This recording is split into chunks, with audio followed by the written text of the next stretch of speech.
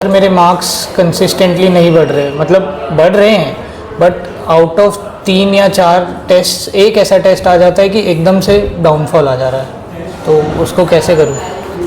पहले चीज़ तो ये देखो कि क्या मार्क्स कम या ज़्यादा हो रहे हैं, बट परसेंटाइल का क्या स्टेटस है। ठीक है, अगर परसेंटाइल थोड़ा बहुत वेरिएशन है तो it has nothing to worry, because what matters is percentile. Maybe जिस टेस्ट में मार्क्स ड्रॉप हो रहे हैं वो टेस्ट डिफिकल्ट रहा हो, so that is one thing.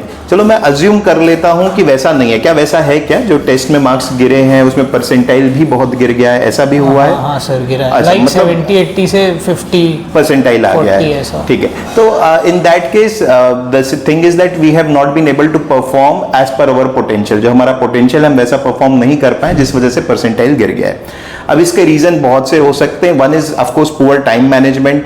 कभी कभी DILR सेक्शन में हम सही सेट नहीं उठा पाते हैं, जिसके वजह से वो सेक्शन तो खराब होता ही है, क्वांट में भी हम उसको कैरी ओवर करके वो भी खराब कर लेते हैं। तो आई थिंक पोटेंशियल वाइज तो प्रॉब्लम नहीं है, क्योंकि अगर तुम्हारे परसेंटाइल ज्यादातर ठीक आते हैं, किसी एक टेस्ट में कम हो जाता है, तो it is matter of not choosing the right questions.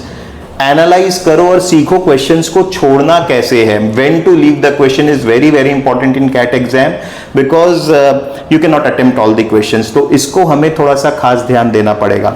और analysis of the test becomes very very important, because analysis के समय हमें पता चल जाएगा कि ये क्वेश्चन अगर इस तरीके का कैट में भी आता है, बहुत टाइम लगा एनालिसिस के में समझने का, तो भी तुम्हें पता होना चाहिए कि यार ये तो आएगा, तो भी मैं छोड़ के कुछ और बनाने चले जाऊंगा।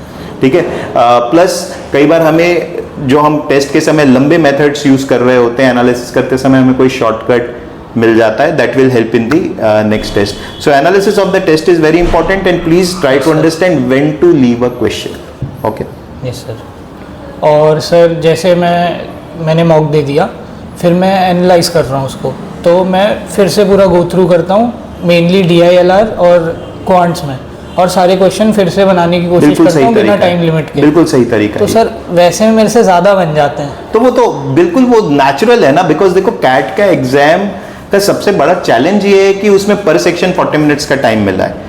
नहीं सर, मतलब मैं उतना ही टाइम लेता हूँ। अच्छा, टाइम होता तो देन दैट इज प्रेशर, जो ऑब्वियसली वो प्रेशर, तो प्रेशर जो फील होता है बिकॉज वी ट्राई टू जज कि कैसा जा रहा है पेपर, कैसा जा रहा है पेपर। वो एक एग्जाम का प्रेशर अलग ही होगा, उसको वो हमें कोप अप करना आना चाहिए। और अगर कोई ये कहता है कि एग्जाम में बिल्कुल प्रेशर नहीं आएगा, तो वो गलत है।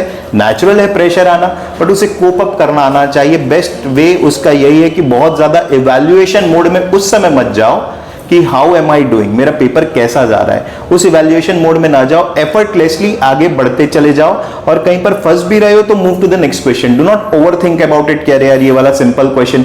कई बार ऐसा भी होता है कि वो क्वेश्चन नॉर्मली मेरे से बन जाता है, मेरे को 10 बार दोगे तो 10 बार बना लूंगा, बट टेस्ट में वो आ गया उस तरीके का कुछ और मैं उसमें फंस गया। तो वहां पे डीमोटिवेट नहीं होना है, because every minute is important. तो जो छूट रहा है उसे छूटने दो, focus on the present and do not evaluate it. Okay, ठीक है sir, that's all. Thank you.